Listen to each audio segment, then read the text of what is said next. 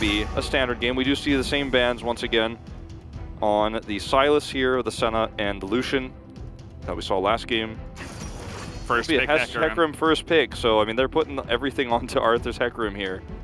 Yeah, and it's a departure from what they've done in the past, right? Because, you know, in another draft where Hecarim was available, they picked Udyr first. They also went for Rel first in game number 3, when they were also on blue side. So, and keep in mind, game number 1, they first picked Renekton. So they've kind of been messing around with different strategies as the best of 5 has been coming along. This will, of course, leave Renekton Italy available. Yeah. Peanuts Nidalee looks like he can't really clean. Yeah, Peanut was like, well, Nidalee's banned actually, in fact. But I was gonna say, well. I actually was thinking the same thing as you, and Peanut looked like really excited, so I was actually kind of leaning into that as well. But they did ban it, and that's, I mean, this is very clearly Hanwha Life being very concerned about Peanut, and he hasn't had the flashy plays, but he has actually not only helped weaken Chovy's efficiency in that last game, but also empowered Rich very heavily, and so, I mean. This is actually a moment where Hanwha Life pull in their jungler, their sub-jungler, and ban the Nidalee. Like, the tone of the series has really come to a fine point here for Hanwha Life. As we will actually get the Gnar this time, because they didn't ban it themselves. And they'll actually look towards a Zoe pick here early. No. What's it going to be for Chovy? Are we picking for Chovy here? And yes, we are. It's Orianna in his final game of the best of 5. And it's not a champion that, you know, outside of Shockwaves, you really have a lot of carry potential per se. I mean, you have a few abilities you toss out, you do some burst damage, and that's it. This is not a champion that empowers Chovy's playstyle, which is, you know, something I mentioned earlier. I almost Chekhov's gunned the Orianna into the series by saying, you know, he can play so many champions, but he can also just play Orianna, and he does do it here. But it is not how they've been playing this entire series. Hanwha Life Esports are going to show us a completely different look here. And they have Gnar for like straight up team fighting in the late game. Like, this is not an early game dive comp. Nope. This is very, very different. A big departure. Again, you know, the entire draft, as you mentioned, is kind of shaped. The new jungler comes in, the new ban. And now the entire comp is conforming to something that they haven't really played this straight up, at least. In the entire series. So we'll see what else comes out here. Obviously, with a lot of AD carries still left available, they're going to ban away 2 of those from Def to take away the Jinx. I wouldn't hate a Camille ban here, to be honest. We know the Renekton's already in, but as we've already seen, they're very willing to flex it mid if they don't like the top matchup. And you take away the Gangplank. If you really want Morgan to be consistent on the Gnar and actually have the best time possible, I think that's the only other champion you're really worried about. I don't think you're concerned about Irelia here. They banned the set for, you know, arguably similar reasons here. And for Nongshim here, I wonder what support we're going down, because the Braum worked pretty well last game. I think it works well into Hanwha Life's comp again. And they're going to flex it, and Rich gets the Aatrox. He doesn't look too happy about it, but... He's like, man, I got to carry you fools again. I mean, I actually really like it. It's obviously going to be a much more difficult matchup against the Gnar, but you also save your support until you see what the bottom lane of Hanwha Life is. Deft has been very invisible in this series, which is, again, such a departure from what we thought was going to happen. What we thought was going to be the case is just, you know, potentially Duckdom isn't able to carry because Deft crushes him. And he's played the Kai'Sa now several games, and the 2 games he played on it, he did not look solid, and he just wasn't doing damage, right? And I feel like with this composition that has really strong frontline, again, the Leona's going to make it easier. I do appreciate the Leona pick, but I'm not sold on this Kai'Sa pick yet again. Almost would have rather seen a Jinx, you know, pairing down there. You know, maybe like Jinx Tahm Kench or something like that, but Alistar Ezreal is the response, and Valdez, I feel like with all the variants that this draft has added, it doesn't allow Chovy to carry, per se. It doesn't allow, I mean, your Arthur coming back in for the first time in Game 5, and nothing about this draft screams, okay, well, we had Arthur for the sick Game 5 unusual pick, or we're going to completely change how the jungle is played. Yes, they changed how they drafted for the top 3 picks, you know, so we get the Kai'Sa on the bottom. But this doesn't feel like Hanwha Life Esports are making a statement in this 5th game. It feels like they've just kind of toned down the early game and looking for a more well-rounded comp. But Nongshim looked like they got everything they wanted again. And the only question mark for me is the Lilia, and because she is not going to work very well with this comp, but she can be very powerful early. It's the Lilia into Hecarim, and also she just got nerfed. Her ultimate cooldown by 20 seconds, I believe, even at rank 3. So it's massive. You're not going to have as many setups. You can't just throw bowling balls over and over and look for setups, multiple times in a row. It is, of course, going to be a heavy amount of magic damage, at least, coming out of the jungle. They really wanted to have that here. But again, it's Chovy on an immobile mid lane kind of carry, and you are going up against Aatrox Renekton again. You take away the Leona maybe as a steal-away pick, I would say, so that Chovy doesn't absolutely get dunked, because Ezreal Leona would have had a field day against him. Otherwise, I think the Alistar would have been nice for Peel. But either way, looks like we're going into this one in this manner. The comps are set, and the Rift is ready. Let's hop onto it right now for game number 5. And my other issue here is, the side lanes, like the 1-3-1 problem that happens later on in the game. You're going to have a serious problem trying to deal with all that side pressure if Rich gets ahead enough, and starts solo killing Morgan if he tries to contest. Like, that's going to be this is something that you don't have a great answer to. I mean, you have the Hecarim that can kind of chase around and follow, but it is a little bit concerning. Always glad to see some Crab Raven. Yeah. Also, mana flow band stacks before the lane even begins. Makes me feel good as a mid laner. We're going to see here some of the runes. Everything looks kind of standard, nothing too out of the ordinary from what I could tell. Yeah. Nothing wacky here that I see either, just from glancing. Yeah, there's a bunch of like lifesteal and life gain runes on the Gnar. A lot of that got nerfed, actually. The Fleet Footwork and the Ravenous Hunter. Those were the two, so, he's stacked them all, including the other one. I forget the name, the Feast of Blood or something like that. The top one. Yeah. And perhaps, maybe that helps Rich a little bit in this lane, if he can kind of make his trading stick a little bit better. Yeah. It'd be nice. I am excited to see how Rich does, because it felt like in the last game, we didn't have a lot of focus on him in terms of the observing. It was mostly focused on Bay and seeing how that plays out. But in in the last moments of the game, you started to realize, like, wow, look at how ahead Rich is, and like, look at how much experience he has, and look at how much macro impact we're having. And Kai'Sa 0-5. Now, this is also somewhat of a part of the reason why this is the case is because Kai'Sa has fallen off very significantly in the later parts of the LCK, where Ezreal has also become popularized. This is not like a thing that has happened over the course of the season. It's very late that Ezreal's popular, and Kai'Sa is not doing very well right now. I mean, the situation here too, I feel like you put Bay on a champion where he's very good, based on what we saw last game, and he's also just trying to put a lot of pressure on here with Peanut. But Bay is a player that we often criticize a lot, but on his set he was great, and on his on his Renekton last game, very good. So you're not actually worried about Bay as a liability, I don't think, if you're Nongshim here, like you have been in the past sometimes. Yeah, it's all coming together, it feels like. Yeah. You're finding picks that Bay can survive on against Chovy. I mean, I say that, and again, he did get solo killed the one time with the greedy cannon play and the excellent wave manipulation from Chovy. But dying once is better than dying twice, right? He died twice the last time around the game before that. And, as long as Chovy doesn't get absolutely disgustingly fed, you should be looking good, because a lot of Hanwha Life's wins have just come by Chovy hard carrying by himself. Yeah. The Orianna, is a champion that you can get solo kills on in other matchups. It seems very unlikely to happen to the Renekton.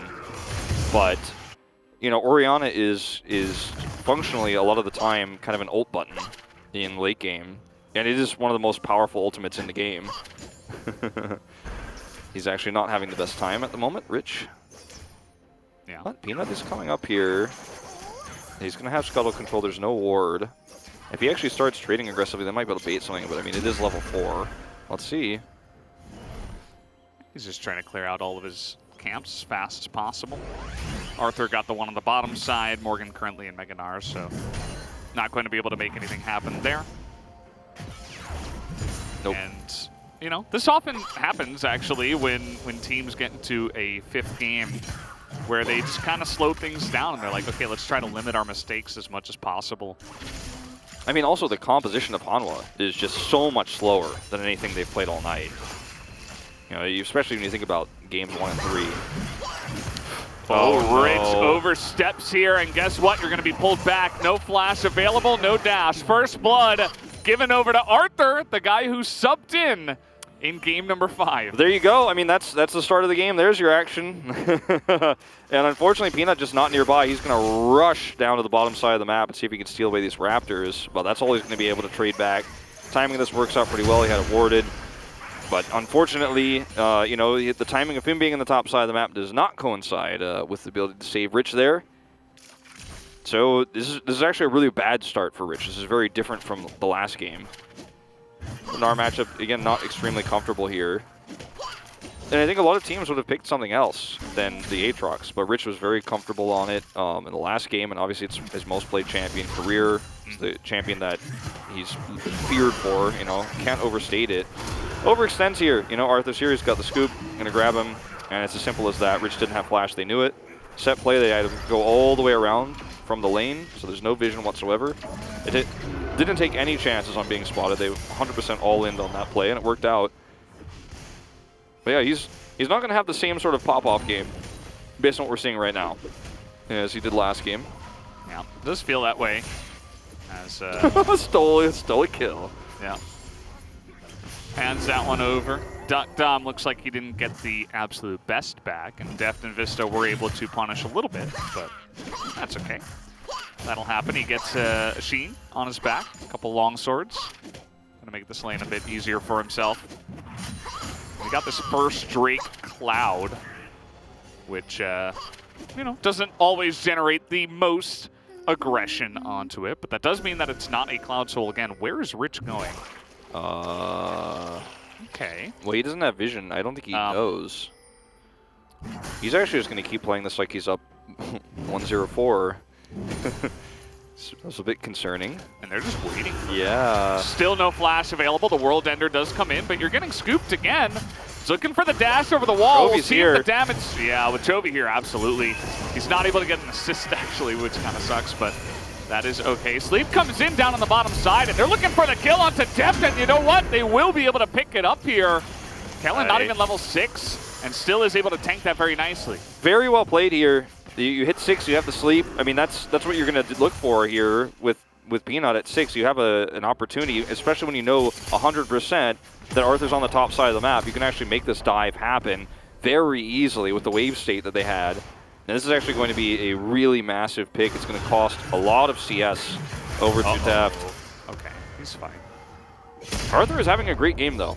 And, you know, Red Buff's like, I'm just a really big Krug.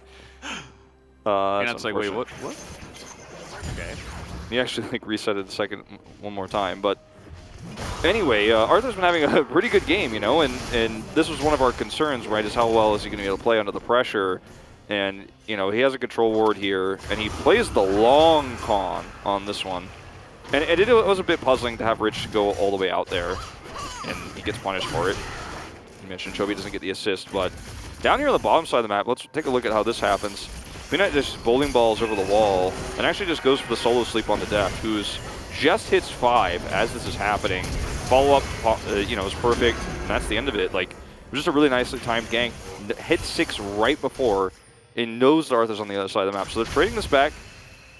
Make no mistake, Hanwha Esports are in a massive lead right now, but you know, it's plays like this that can get you back into the game, and Duckdom is your guy. I mean, this series has been Duckdom versus Chovy. Yeah, it is pretty crazy how, without fail, Duckdom has gotten fed in every game.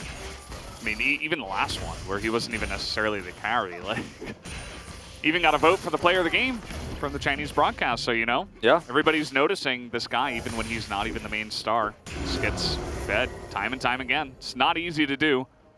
And he's just been so consistent in lane. It's crazy, like how much his gold lead is. He has a pretty good gold lead just generally on average on the 6th place team, and that's Like sometimes you see some of these stats that we had before the broadcast, and you're like, oh, look at look at all of Khan's stats. It's like, well, he's also 16-2, so yeah, you expect that, right? But some of the stats from like Duck Dom, I'm like, wow, this is a team that almost didn't make playoffs, and these stats look like that. As Peanut as Lilia is actually just gonna solo this dragon. Okay, they do come over and help, and they don't have vision of where Arthur is, but they had the wave pushed so well, and he felt comfortable to do this. Even gets a little Alistra shield removal assist there. We'll have to see it. And that's a nice little steal away, actually, on an objective. And now they can look to maybe even push the issue and go double objective here. Grab the Rift Herald. Yeah, they got it pretty early, which is good news. Like with the Aatrox and the Renekton, I mean, you have a really strong Herald team fighting comp. As we saw, in the early parts of that the Infernal Drake fight, remember last game, like at that stage of the game, you're just so strong. Even with Rich being 0-2, just your kit is so consistent. And you see that they're not really putting pressure on that objective just yet. They have a ward down there. They kind of question mark pinged it. Not going to get on that for now. And Hanwha Life don't make any big moves towards it either.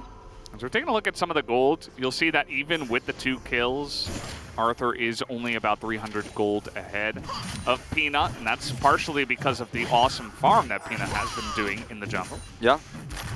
Duck Dom currently sitting about 700 gold ahead, if I read that correctly, so has a pretty significant lead, but nothing that isn't recoverable, not at this stage for Deft. Oh, sad B also. Perfect timing. Well, I mean, the next fight is probably going to be around this Herald, and we've talked about how Nongshim is. We're just missing CS everywhere, and that was Chovy. Yeah, that doesn't happen. But Nongshim have a really strong comp to fight this Herald, but they don't have enough lane prio, and I think the problem and the main reason why this hasn't been started is because Rich is just kind of playing the game under the turret as Kellen gets caught. Yeah, and they're actually going in on this one. They're going to trade ultimates. Forcing that out pretty early. Yeah, Arthur was there, so good respect shown by Kellen. Doesn't want to get caught out or anything like that. There's a lot of I keep seeing pings on the Rift Herald from everybody, but it's just they're not in a position. Like Nongshim's not in a position to actually take it. It's too risky because of the lane priority on top. And Hanwha Life are like, I just don't want to fight Nongshim right now, so I'm not going to consider that either. Even though Chovy has insane prio too. It feels like the dream for Rift Herald for Hanwha Life right now with the prio they have. They just sandwich in and take it, but it's just such a hard comp to fight right now that they're not willing to take it unless it's a trade. They do not want to fight for it. Chovy, doing very well in lane. 25 CS up. Yeah, just Chovy things. Yep. Even though he did miss that one ranged minion, we'll forgive him for that. It's okay. Jonas Strong won't, but we will. Yeah. I saw that zoom in. And yeah, it's over 10 CS a minute, obviously. Going to be very nice. We're at the point in the game where we're kind of just watching Leona back animations. Yeah, I was like literally about to say the same thing. I'm like, and this is the most interesting thing that's happening. Hey, Rift Herald actually gets taken. They're actually just quietly going to steal this one away. I think if Nongshim knew this was happening, they probably would have postured around it, but we had a free dragon for Peanut, now we're getting a free Herald for Arthur. No fighting allowed in this game. Yeah, just the top lane is being pushed in, Rich down a level. Chovy, same thing in the mid lane, so you don't really have the prio, and they had no vision in the top river, so even if they thought they were going for it, it's not much that Nongshim really could do. Ooh, that's nice with the no minions there. They toss it down right away. He can knock it back. He can deny this. They're and actually going to deny it, I think. They might be able to get Morgan too. Red buff on Peanut. That is so much burn damage, and down he goes. And he even flashes as he's dying, and the Rift Herald goes down. Did Arthur misclick that? That was pretty weird that he would actually Herald there. They didn't have the wave. They didn't know where Peanut was. It was so close to the plates going down. I think he just rushed it through. Yeah, I think you're right. Because it was what, maybe at that time 20 seconds away or so. Yeah. And yeah, I guess that's the reason he wanted to get the plates. But that was completely botched. Had they had the Rift Herald a lot earlier, you're you're not concerned about that. But even at this stage, I think that was a little bit greedy. And also the positioning of Kellen to be there. I don't think you would ever expect the Alistar to be there after the Rift Herald dies. They're like, oh, okay, they've kind of given up on this objective. We can just get 3 plates. So Kellen actually is playing the long game here because he came from the base, and he didn't actually walk through any vision whatsoever, so they had no idea that he was here. Morgan Mega Naris, as soon as he figures it out, but I mean, he gets so much value because he actually gets the Rift Herald knockup and is able to set up for this kill. It's actually just the best Alistar play ever. Yeah, no, it's actually crazy. In the history of Alistar, there was never anything more valuable than that Pulverize. Yeah, and Bay's able to get out. Teleport committed to. Chovy gets in there, and, you know, now Vista's trying to make plays, but I don't know, you know, again, if he can get the same amount of value that Alistar just did, so. I got very excited for Nongshim in the Keswick Cup. I know I was the one who was a big Nongshim guy, you know. Mal never lets me forget it, but You were right all along, Wolf. But I mean, look, you believed. I thought about the macro mostly is they're actually going to give this Drake up. That's okay.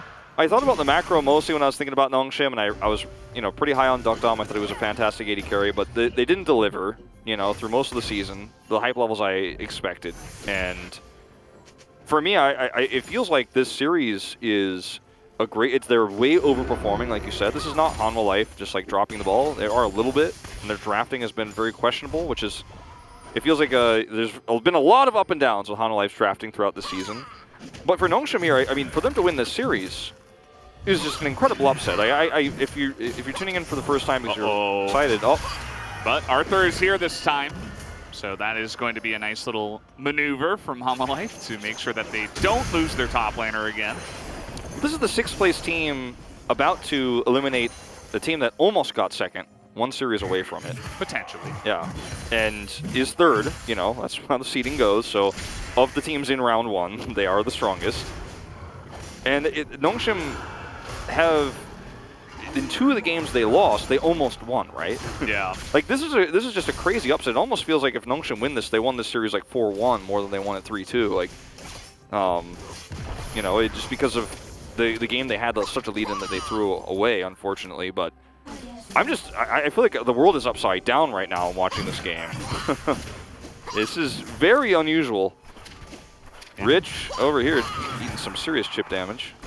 That's pretty rough to deal with that Gnar, as now we're going to have this land. No ultimate available for Peanut, as Vista is looking to turn it around. Duckdom not hitting much, but Vista is going to die. And they just didn't have the follow-up damage because Kellen was in Unbreakable Will. Easily able to just pick up the support for free, essentially. And this is going to be Duckdom pushing onto this turret. You know, I mean, this is just straight up a great exchange for Nongshim. There's no two ways about it. Hanwha Life Esports really need to shape up in the bottom side of the map if they're going to have any chance of taking this 5th and final game. That's where they've been weak all series, honestly. And it's not that I thought that Deft was just going to crush, but I felt like it was going to be close enough to where Duckdom was not going to be able to carry.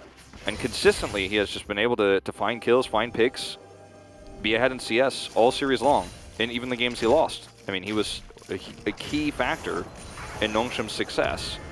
And Deft has just unfortunately not been able to find the same success himself, and went Gale Force this game, actually not even Kraken Slayer. And I mean, there's no like hard tank in this game. It's not like he's facing off against a Scion, but interesting choice. And even a little bit more execute power. It's good against Lilia in particular. It's good, yeah, it's good, you know, to reposition a little bit easier against a lot of the threats. Especially the Kellen Alistar threat that they have. You get caught by that, and also the rich factor. Yeah. Oh my god, I think about it, like also, also like the base stun and.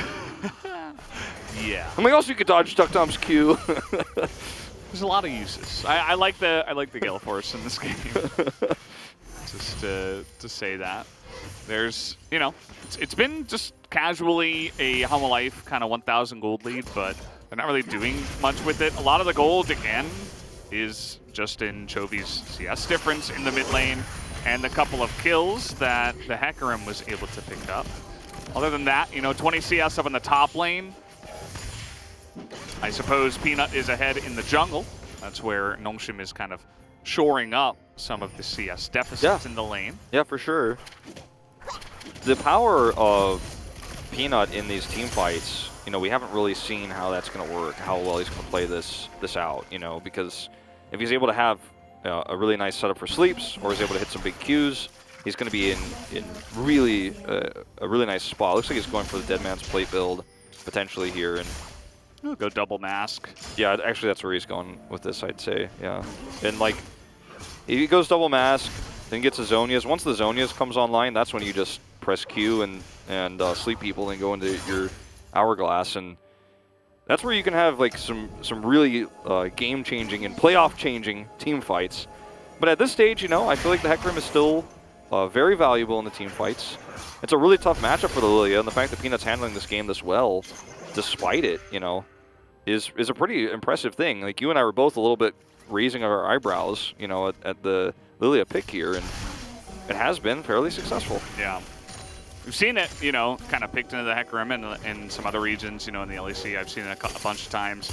But generally in the LCK, you know, we don't really see it that often. But Peanut just did it with confidence, and he's like, yeah, sure, totally fine. Yeah, and it's been, you know, when we've seen other teams do that, the results have been less stellar. Yeah, that's a really big blue buff, actually, for Chovy. Yeah. Perfect timing. He was low on mana, and now, okay.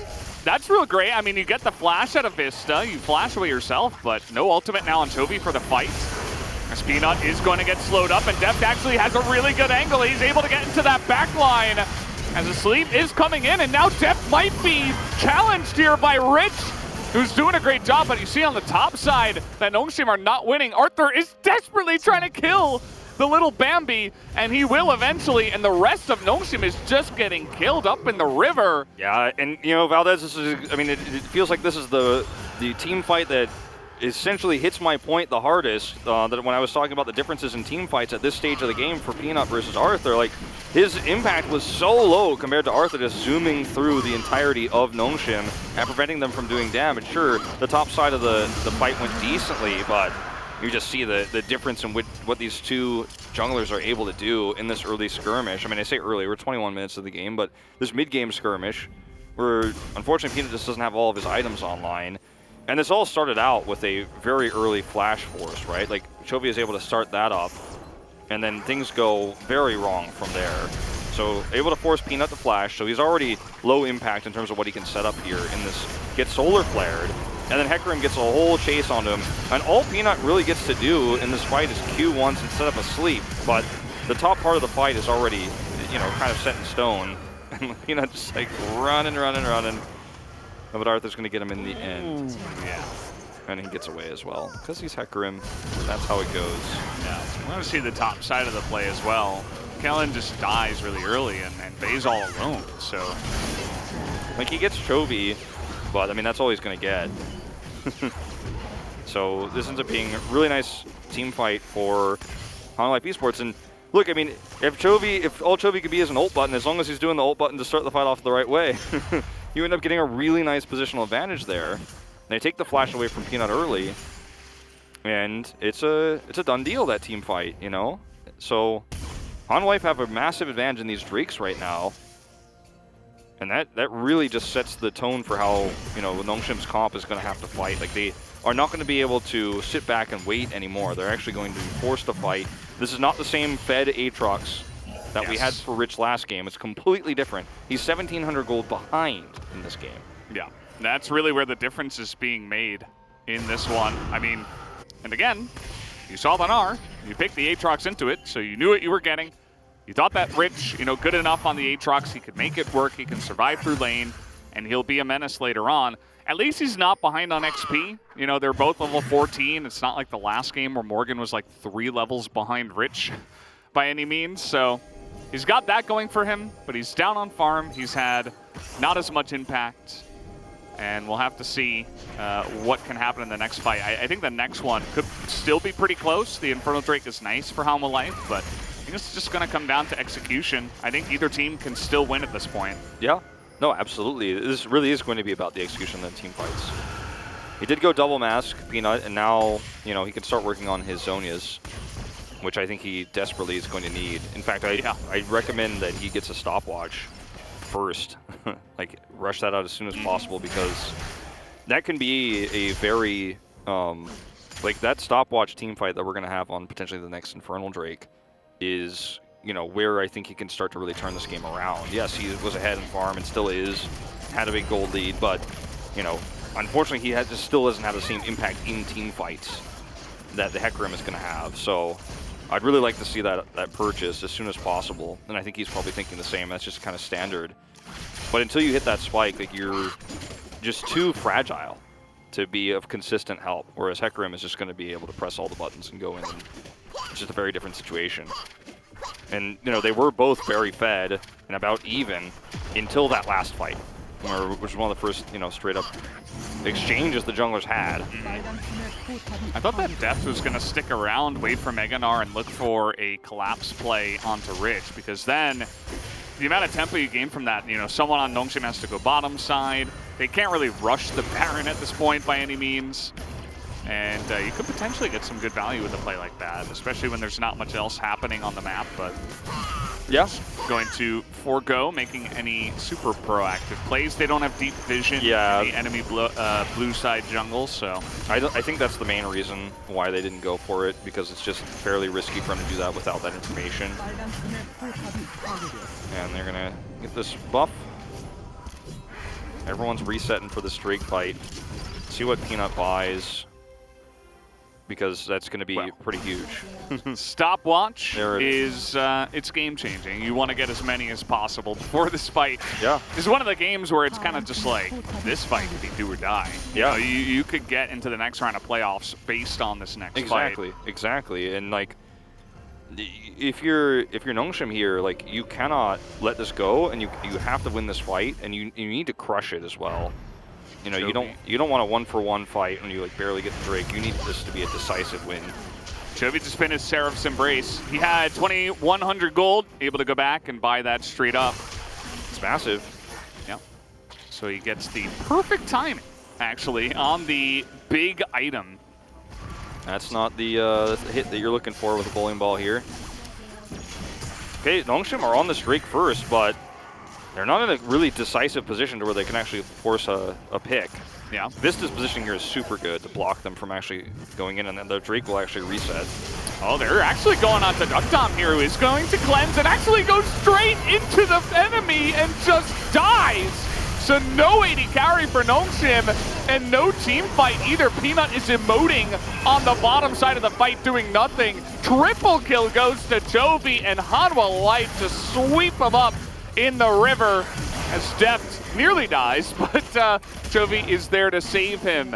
And that was a huge play from Vista. I mean, his positioning was perfect from the get-go. I was talking about how it's really difficult for Nongshim to actually go through that choke while he's there. Like, you can't really collapse in and try to take a hard engage if you're Nongshim, so you're stuck between a Drake and a hard place, right? Because you either, they're even going to try to double this up. And I think they can. I think they're going to get away with it. I mean, we are 27 minutes into the game. It's been a fairly low-action game throughout a lot of it. But, I mean, if you're... No way. Right? No way, right? Okay, yeah.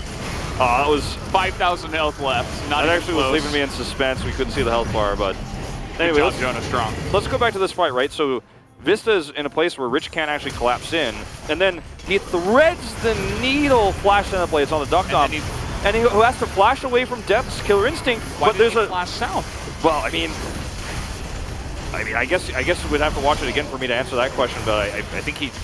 Yeah, I think he definitely flashed the wrong way, because he ran right into a Hecarim who blew him up.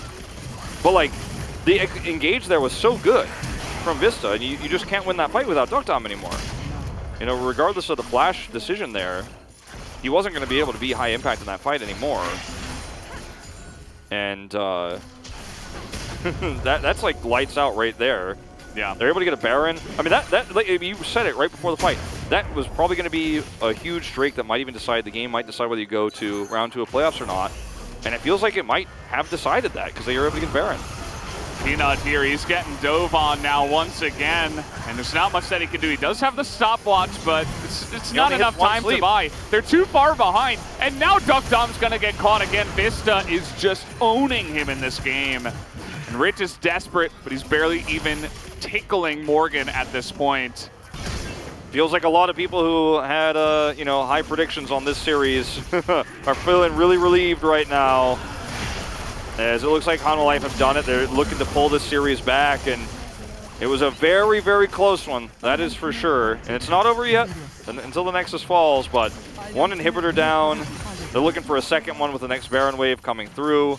Chovy is actually just looking them all in the eyes. Yeah. He's not afraid of anything. Standing up to them. And I mean, Hanwha Life are just looking to close this one out. And they might just be able to. I mean, they're going to take down the 2 inhibitors, but now you just wait 2.5 minutes, take the Infernal Soul, go for a game-winning push. They're just too far ahead at this point. Yeah. It's over 10,000 gold. I mean, you see exactly where Morgan is going. He's like, well, there's only one lane left. And he's just so ahead. He's 3-1-5 compared to Rich, who's been very unsuccessful this game. And it turns out that Hanwha Life, as we're going to watch this moment one more time, I mean, Peanut is just so fragile in this matchup. Like, he did do very well early on, all things considered, but that story has changed quite significantly. But, you know, the change of putting Arthur in and actually slowing down the game and actually putting Chovy on Orianna and just playing a very standard, I'm better than you, I'm going to play something very traditional, and we're the better team, and we're going to go around to a playoffs. Strategy was a great success here for Hanwha Life. It felt very risky to put Arthur in, but the composition is the most stable one we've seen for them all day. Peanut just showed himself. I mean, like, yeah, things are not looking clean here on the side of Nongshim. Here comes Vista over the wall. He is getting pretty deep on in there, actually. He's just going to die. Hanwha Life, you got to be careful, guys. I mean, you're super far ahead, but you don't want to just be throwing your lives away, as the Shockwave is going to make a nice Shockwave, and that's about it. And these 2 lanes with the inhibitors, at least, they're going to have to go back and deal with that. So you can see now just getting on top of Peanut here, way too much damage onto him. Does not have enough gold to finish that Zhonya's. He already used his stopwatch. The Unbreakable Will is going to come out here from Kellen, but Hanwha Life, they're just looking to take everything that they possibly can from ahead. Ahead. You get one kill like this, and I mean, with Baron buff, giving you the 2 inhibitor lead, you kind of just have freedom all over the map.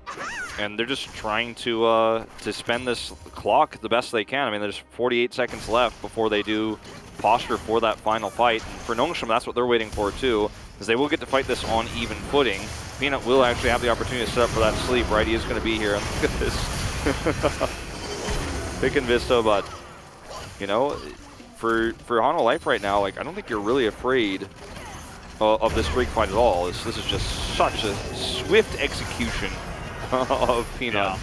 And Deft is, you know, he's coming back with a vengeance. Feels like he got his highlight in this game. Yeah. It finally happened. In this series, I should say. And Peanut actually can't finish Zhonya's. Like, he's spent so much time in the death chamber. Yeah. He actually can't get the last part of that, so he's not going to be able to go golden in this upcoming team fight, which is massive that he's not going to be able to do that. Oh, Shockwave! Yeah, just walking over the ball now. And they're desperately trying to stop the Infernal Soul, but they cannot. There's no way, no how. They're just way too far behind. You see even Bay is looking to get in there. They're getting desperate. Rich is taking way too much damage from the Orianna. And even on the top side, Hanwha Life are just playing with their food. Deft is going in against 3 of them. He is going to go down, but also will the rest of Nongshim. Yep, Peanut is just trying to survive here any way he can. Arthur's teasing him. There's the final kill. That's going to do it. Hanwha Life, they are going to win this series. They pick up an ace.